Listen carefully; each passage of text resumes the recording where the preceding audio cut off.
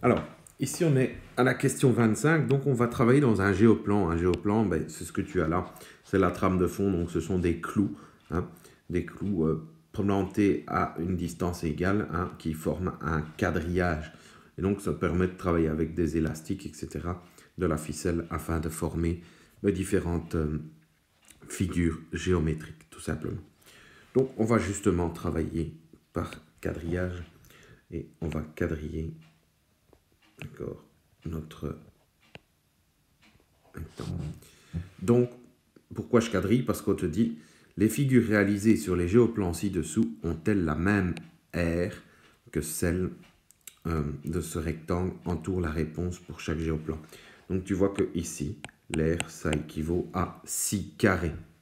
Hein? Eh bien, même chose ici, hein, toujours le même principe. Si tu vois, hop, on va décomposer mon parallélogramme en triangle. On va aller déplacer ce triangle à cet endroit-là. Okay. Et donc, on voit apparaître une nouvelle figure en vert.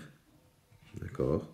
Nouvelle figure qui est la même que celle de départ. Donc, on peut dire que la réponse est oui.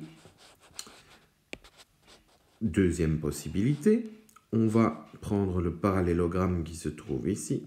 On va lui faire subir la même transformation. D'accord? Le triangle qui est là, on va aller le reporter de l'autre côté du parallélogramme. Hein, tu vois? Et on voit apparaître une nouvelle figure, hein, qui est un rectangle. D'accord? Ce rectangle est formé et de nouveau des 6 carrés. Donc la réponse est oui. Alors, ici, ça risque d'être un petit peu plus complexe, quoique. On va tracer notre quadrillage. Tu vois, ce qui est important, c'est la base, des airs. Hein, ça, c'est le quadrillage, d'accord? Donc, tu sais que mon rectangle faisait 6 carrés. Là, tu as 1, 2, 3, 4, 5, 6 carrés. D'accord? Mais tu oublies que tu as encore ces deux zones-ci, hein, que l'on peut mettre ensemble. Et donc, on voit apparaître un 7e carré. Donc, l'aire n'est pas la même. OK? Alors, ici, ben, tu vois, tu as un carré sur pointe et non pas un losange carré sur pointe parce que les côtés sont de même mesure. On a souvent tendance à confondre les deux, mais il s'agit bien d'un carré. Alors, on va tracer le quadrillage au sein du carré et tu vas comprendre tout de suite. Voilà. Voilà.